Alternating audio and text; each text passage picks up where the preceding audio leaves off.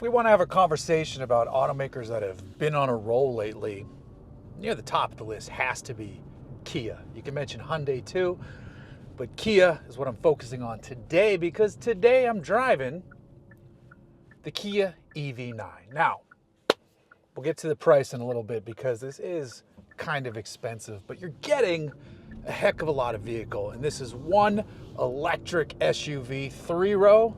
That's really well done.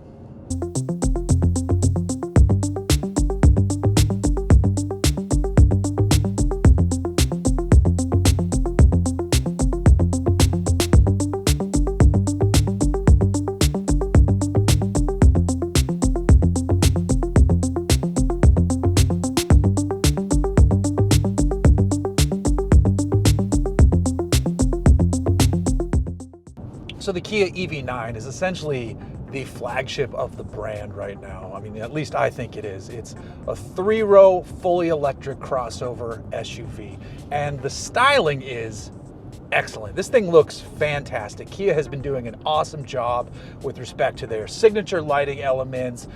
They're pushing it with wheel designs, and then just the shape of the surface of their vehicles looks really good. I know some people prefer the Ioniq 5 to the EV6. I'm team EV6, but the good news is I don't think you can make a wrong choice if you were pitting those two against each other. Ioniq 5 people aren't wrong, EV6 people aren't wrong. And the EV9 is just an expanded version of that EV6 language, made a little bit more squared off, whereas the EV6 is a little bit more sleek.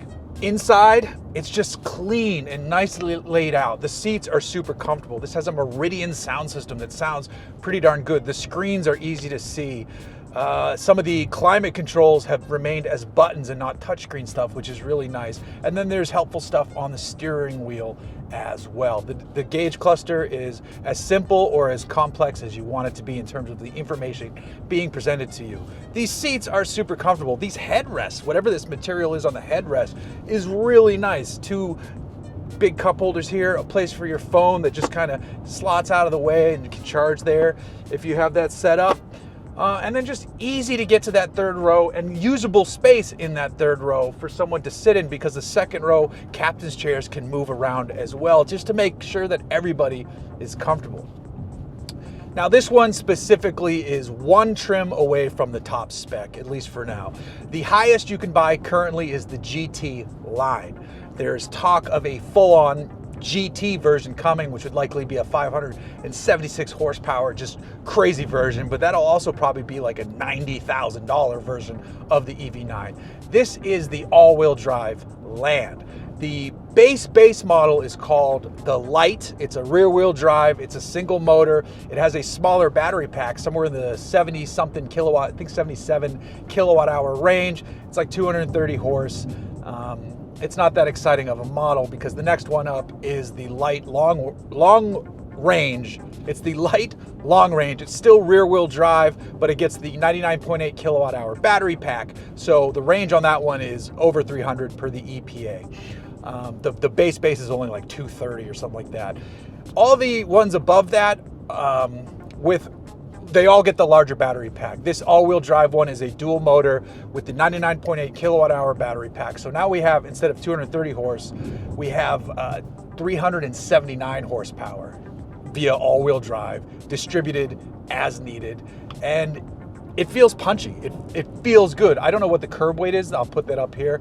But this is a sub 5 second 0 to 60 car. So it feels properly quick. But again, the ride is nice. It's quiet in here.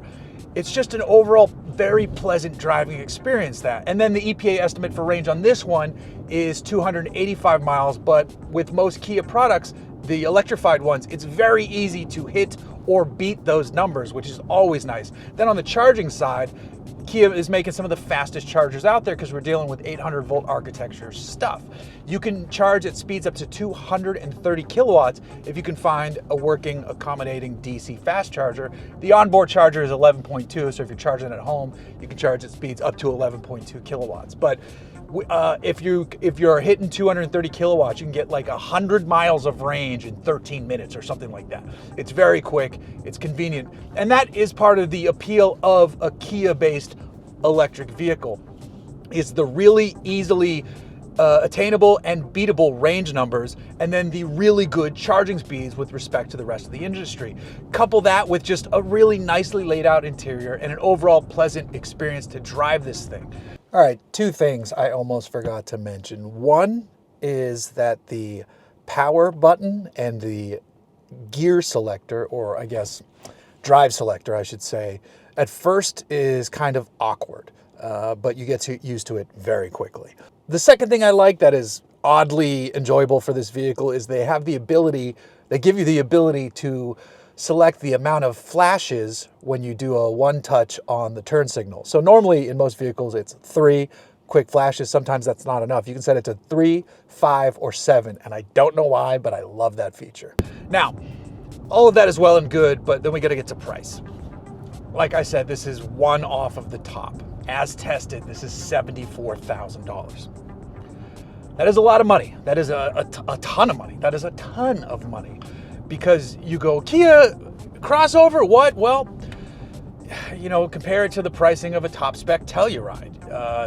But this looks cooler on the outside. You know, I don't love the redesign they did on the Telluride, so I'm going to stick with that. This looks cooler on the outside.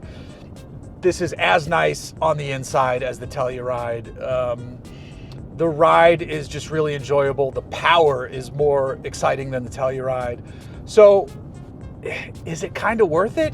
Yeah, we haven't been able to lump Kia as like a cheap automaker for not just years, for like decades at this point. Kia's been cranking out some good stuff for a very long time now.